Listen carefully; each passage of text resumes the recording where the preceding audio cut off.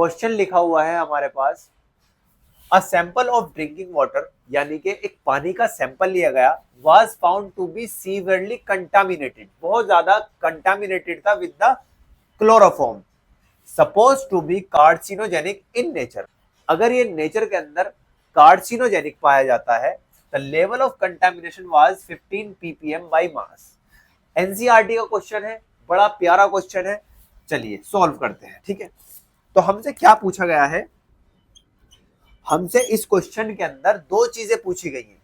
Express this is percent by mass, हमें इसको percent by mass बताना है। डिटरमाइन द मोलालिटी, हमें इसकी मोलालिटी बतानी है किसी क्लोरोफॉर्म की इन द वाटर सैंपल, जो वाटर के अंदर पाई जाती है। चलिए पहला सॉल्व करते हैं। क्या दे रखा है, 15 ppm बाय मास। सबसे पहले आपको इसका मतलब पता होना चाहिए, 15 ppm बाय मास का क्या मतलब है, पार्ट्स पर मिलियन। ठीक है, चलिए देखते हैं। हमारे पास लिखा है 15 ppm। 15 ppm का मतलब होता है, यानी कि अगर हम 10 लाख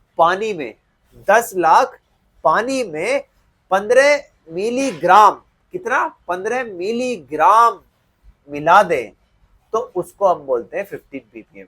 यानी कि 15 ppm बराबर 15 mg, यानी कि 15 milligram CHCl3 in water. 15 ppm का मतलब 15 milligram CHCl3 in water.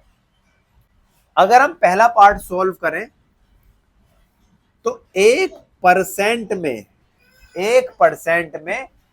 10,000 ppm है। कितने हैं, 10,000 ppm।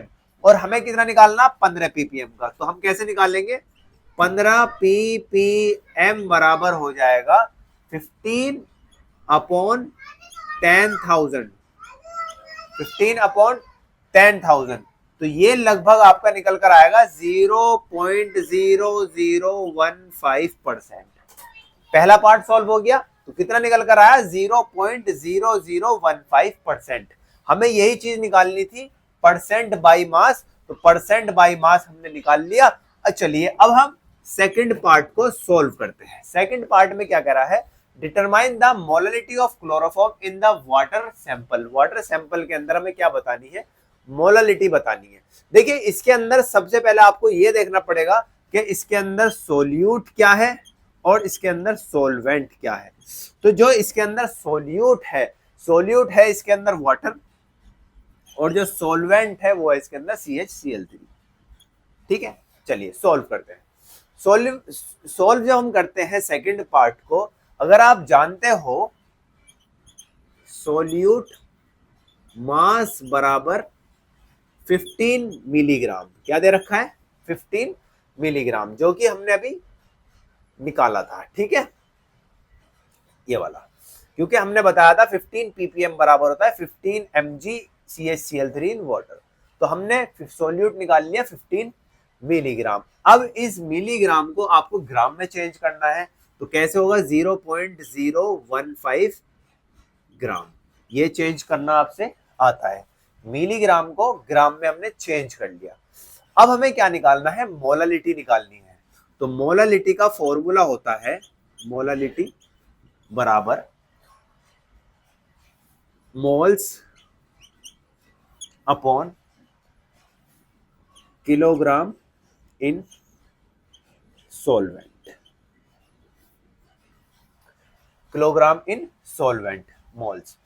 तो किलोग्राम इन सोलवेंट हम जानते हैं, सोलवेंट को अगर हमने 1 किलो ले लिया, सोलवेंट को हमने क्या ले लिया, सोलवेंट सपोज दैट हमने 1 किलोग्राम ले लिया, तो सोलवेंट तो हमारा आ गया 1 किलोग्राम।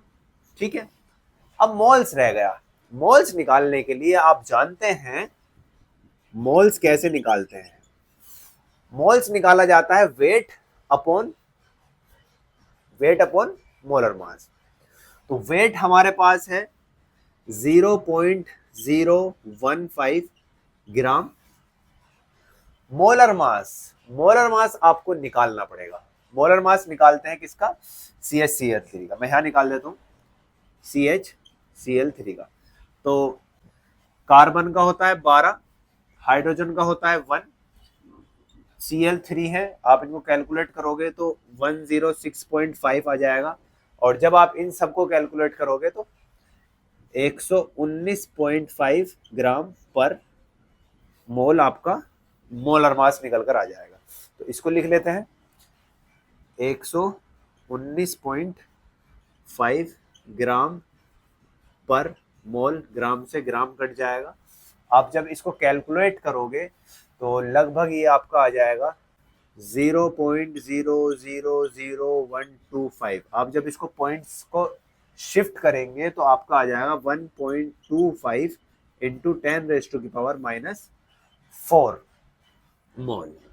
ठीक है, चूंकि हमारे पास मोल निकल कर आ गए, अब हम इस वैल्यू को यहां रख देंगे 1.25 इंटू 10⁻⁻⁴ मोल। क्योंकि नीचे 1 है तो सेम का सेम रह जाएगा, सिर्फ किलोग्राम की यूनिट आ जाएगी, तो हम इसको किलोग्राम को ऊपर शिफ्ट कर देंगे तो हमारा आंसर आ जाएगा 1.25 इंटू 10⁻⁻⁴ मोल किलोग्राम इनवर्स। ये हमारी निकल कर आ गई मोलालिटी। है बिल्कुल सिंपल।